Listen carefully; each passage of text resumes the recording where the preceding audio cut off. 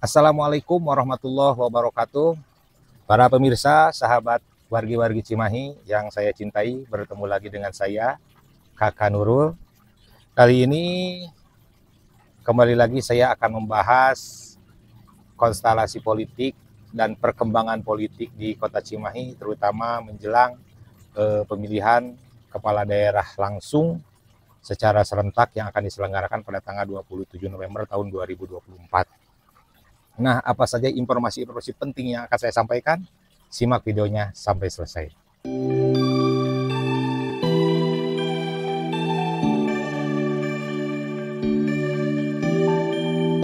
Jangan lupa like, comment, and subscribe. Saya berada di Saung tempat Parantini saya di lantai 3 Asrama Putra Pondok Pesantren Ciberem Kidul. Di bawahnya ada kolam ikan. Ya, iya Saung Parantini lah. Tahun pararusing, namun naon nggak ada resnya di dia lah, enak. Wargi-wargi Cimahi, setelah konten pertama saya terkait nama-nama bakal calon wali kota dan wakil wali kota Cimahi tahun 2024 yang saat itu sudah bermunculan dan namanya sudah sangat santer di kalangan masyarakat kota Cimahi, ternyata per hari ini sangat luar biasa. Dinamikanya luar biasa, perubahannya sangat luar biasa cepatnya, sehingga oleh karena itu saya sengaja membuat konten ini untuk menginformasikan kepada wargi-wargi semua. Perlu dicatat bahwa saya membuat konten ini hari ini ialah hari Sabtu tanggal 25 Mei tahun 2024. Ya. Nah, perlu saya informasikan bahwa beberapa hari yang lalu, tepatnya tanggal 12 Mei, kita mendapat kabar luar biasa ya. Pada tengah malam itu KPU Cimahi kedatangan rombongan yang membawa bakal calon wali kota dari jalur perseorangan, yaitu salah satu pensiunan polisi, pernah menjadi Kapolsek Cimahi, Kapolsek Bandung Kulon, Kapolsek beberapa polsek di Bandung Barat gitu ya. Nah, nama beliau ialah AKBP Asep Nanang. Beliau berpasangan dengan Bapak Caca Nardiman. Bapak AKBP Asep Nanang ini pensiunan polisi yang berdomisili di daerah pojok Kota Cimahi ya. Beliau membawa persyaratan administrasi, salah satunya berupa dukungan dari masyarakat Kota Cimahi berjumlah 36.000 lebih ya, 36.187 dukungan. Dan beliau disyaratkan untuk mengupload data dukungan tersebut ke website resmi KPU, yakni Silon, Sistem Informasi Pencalonan. Dalam kurun waktu itu maksimal 3 hari setelah beliau mendaftarkan ke KPU.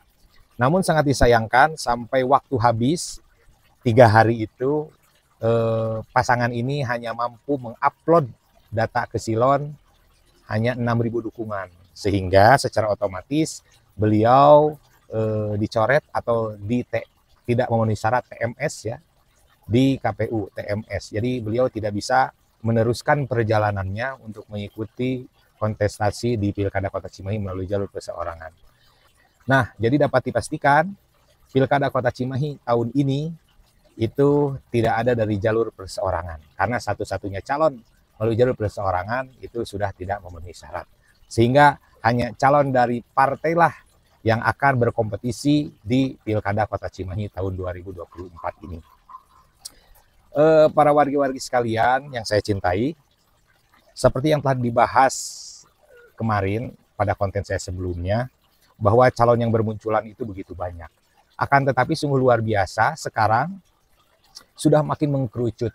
Walaupun tentu saja tidak 100% fix hitam di atas putih, karena politik itu sangat dinamis. Hari ini begini, besok bisa berubah lagi. Tergantung situasi dan kondisi dan kesepakatan yang ada gitu ya. Jadi bisa berubah. Nah, yang pertama saya akan membahas Bapak Diknik Suratno Nugrahawan. Beliau saat ini masih menjabat sebagai Sekretaris Daerah Kota Cimahi.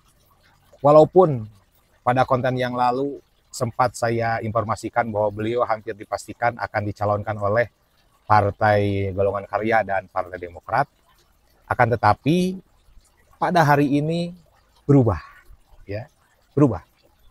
Yang hampir dapat dipastikan partai yang akan mendukung Bapak Dik-Dik Soeratno Nugrahawan menuju kursi Wali Kota Cimahi itu yang pertama tetap Partai Demokrat dan yang kedua adalah Partai Nasdem. Dua partai ini sudah mendeklarasikan dalam tanda kutip, bukan deklarasi secara resmi, artinya sudah mengumumkan ke publik bahwa kedua partai ini hampir dapat dipastikan akan mencalonkan Bapak Dik-Dik Soeratno Nugrahawan. Seperti kita ketahui bahwa Partai Demokrat di Kota Cimahi itu mempunyai 6 kursi dan Partai Nasdem mempunyai 5 kursi. Sehingga jika dijumlahkan kedua partai ini mendapatkan kursi 11. Nah, sudah cukup untuk mengajukan atau mengusulkan calon wali kota dan wakil wali kota secara berpasangan. Karena 11, kan minimal persyaratannya itu adalah 9 kursi. Nah, ini dua partai ini sudah mendapatkan 11, sehingga bisa mengusung Bapak Dik-Dik Soeratno Nugrahawan. Nah, kabarnya Bapak Dik-Dik ini akan disondingkan dengan Bapak Indra Sukmana, A. Indra, putranya almarhum Bapak Haji Itok Thohia, mantan wali kota Cimahi, dan Ibu Hajah Ati ya. Walaupun beliau adalah kader Golkar, akan tetapi sudah santer di kalangan politisi di Kota Cimahi bahwa Pak Haji Dik-Dik ini akan berpasangan dengan A. Indra. Kemudian yang kedua yang akan saya bahas ialah Partai Golkar. Partai Golkar yang kemarin saya beritakan akan mendukung pencalonan Bapak Dik-Dik, ternyata per hari ini sungguh luar biasa. Ada perubahan yang sangat signifikan. Dan ternyata Partai Golkar itu sedang mempertimbangkan untuk mencalonkan Bapak Ngatiana. Jadi perlu diketahui bahwa Bapak Ngatiana itu ialah mantan wali kota Cimahi, mantan wakil wali kota Cimahi, dan mantan PLT wali kota Cimahi. Gitu ya. Nah, beliau saat ini sedang dekat dengan Golkar karena seperti kita ketahui bahwa beliau itu adalah mantan ajudannya Bapak Luhut Binsar Panjaitan. Sedangkan Bapak LBP ini adalah salah satu petinggi Partai Golkar. Nah, oleh karena itu sudah tidak heran lagi jika Partai Golkar akan mendukung Bapak Ngatiana. Walaupun tadinya Partai Golkar itu sudah membidik Bapak Haji Dik-Dik, Bapak Sekda. Namun ternyata Partai Golkar lebih memilih Bapak Ngatiana. Nah, tinggal kita lihat koalisinya dengan siapa Partai Golkar ini. Karena Partai Golkar itu di Kota Cimahi hanya mempunyai kursi 7. Ada kekurangan sebanyak 2 kursi lagi minimal ya untuk menjadi 9. Sehingga diharuskan untuk berkoalisi. Kabarnya Partai Golkar ini akan berkoalisi dengan Partai Gerindra. Partai Gerindra ini di Kota Cimahi mempunyai 5 kursi keterwakilan di DPRD. Sehingga jika dijumlahkan, koalisi Partai Golkar dan Partai Gerindra itu mempunyai kursi 12 kursi. Gitu ya. 12 kursi. Jadi sudah cukup untuk maju berpasangan untuk mencalonkan Bapak Ngatiana. Lalu wakilnya siapa? Nah, wakilnya yang beredar itu ialah Bapak Adit Yudhistira atau Kang Adit ya. Kang Adit seorang pengusaha muda asal Kota Cimahi. Ini sudah diisukan akan berpasangan dengan Bapak Ngatiana, maju dari Partai Golkar dan Partai Gerindra, didukung oleh Partai Amanat Nasional yang mempunyai 2 kursi. Jadi total 14 kursi jika koalisi ini terjadi. Kemudian yang ketiga adalah Bapak Haji Arif Saifuddin. Beliau adalah Kepala Dinas Kebudayaan dan Pariwisata Kota Bandung, di Sbukdar Kota Bandung. Pak Arif ini diusung oleh koalisi Partai Kebangkitan Bangsa dan PDI Perjuangan dan didukung juga oleh Partai Persatuan Pembangunan. Seperti kita ketahui bahwa PDIP mendapatkan perolehan kursi di DPRD Kota Cimahi sebanyak 6 kursi dan PKB 4 kursi plus P3 1 kursi. Jadi totalnya adalah 11 kursi. Nah, jika koalisi ini dibentuk dan mengusung Bapak Arief Saifuddin, maka sudah cukup kendaraan untuk mengusung pasangan Arief Saifuddin dan calon wakilnya itu antara Bapak Agung Yudaswara, Ketua DPC PDIP Kota Cimahi, atau juga salah satu kader PDIP yang juga putra dari mantan wali kota Cimahi, putra Bapak Ajai, yakni A.A. Bilal ya, Abi. Namun tentu saja ini masih dalam pembahasan di internal PKB, PDIP gitu ya. Karena kelihatannya beberapa elit dari partai ini juga masih melirik tokoh muda dari Partai Gerindra tadi, yakni Kang Adit ya. Jadi ada upaya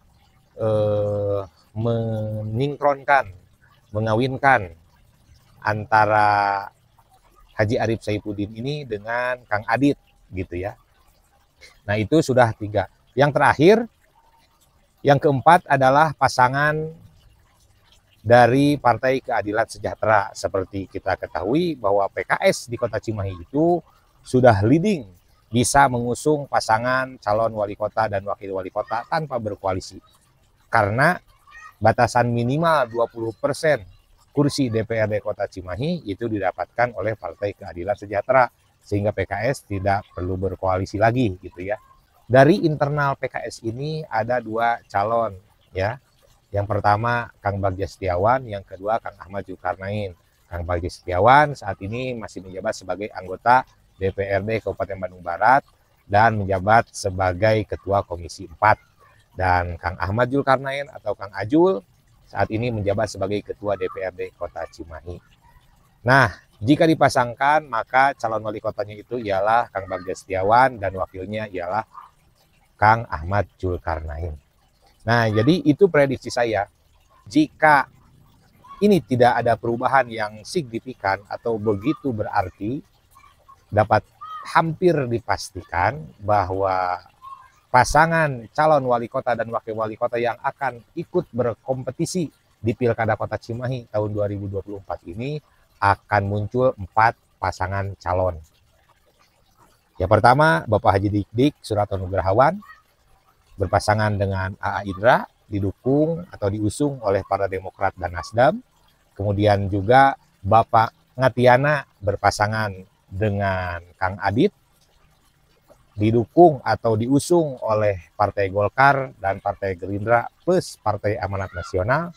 Kemudian yang ketiga, Bapak Haji Arief Saifuddin berpasangan dengan A.A. Bilal, itu diusung oleh PKB dan Partai Demokrasi Indonesia Perjuangan plus Partai Persatuan Pembangunan, dan terakhir adalah Partai Keadilan Sejahtera yang akan mengusung pasangan dari internal kedua-duanya, yakni calon wali kotanya ialah Kang Bagja Setiawan dan wakilnya adalah Kang Ahmad Zulkarnain. Namun perlu dicatat para wargi semua bahwa ini baru kerangkanya saja, gitu, belum 100% fix. Karena fixnya itu ialah nanti pas proses pendaftaran ke KPU Kota Cimahi, yakni pada bulan Agustus tahun 2024. Jadi masih ada waktu sekitar 1,5 bulan lagi dari sekarang. Sehingga semua partai tetap masih melakukan penjajakan. Akan tetapi sudah mengkerucut ke 4 pasangan kontestan ini gitu. Dan masing-masing partai politik itu sudah hampir menemukan ritme masing-masing, sudah menemukan kesamaan visi dan misi di antara teman-teman partainya gitu ya, sehingga kemungkinan 4 koalisi itu yang akan muncul nanti ke permukaan dan secara resmi didaftarkan ke KPU Kota Cimahi.